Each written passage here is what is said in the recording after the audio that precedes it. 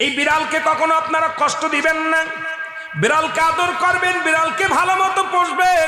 বিড়াল যদি কোনো জাতির জন্য দোয়া করে, কোনো গৃহস্থর জন্য দোয়া করে, ওই সংসারের মধ্যে উন্নতি শুরু হয়ে যায়। ওই সংসারের মধ্যে আর এক নাম্বার হলো, যে ঘরে বিড়াল থাকে সেই ঘরে জিন আসতে পারে না, জিন বাস করতে পারে না। আর একটা ঘোষণা শুনেন, নবীজি বলে গেছেন, যে ঘরের মধ্যে বিড়াল ছানা বাস করে ওই ঘরের মধ্যে জিন জাতি প্রবেশ করতে পারে না। তাহলে ছোট ছোট মাসুম বাচ্চাগুলো যে ঘরের মধ্যে থাকে, মুসলমান অনেক সময় জিনের আশ্রয় পড়ে যায়, অনেক সময় জিনে আসর করে, ওই ঘরের মধ্যে জিনে আসর করে। যে ঘরের মধ্যে বিড়ালকে আদর করে বিড়াল থাকে, ওই ঘরের মধ্যে বিলাই বিড়াল বিড়াল বিলাই বিলাই, এইটা যার ঘরের মধ্যে আছে এই ঘরের মধ্যে দুষ্ট জিনেরা আসতে পারে না। জোরে জোরে চিল্লায়া বলা যাবে না মারহাবা।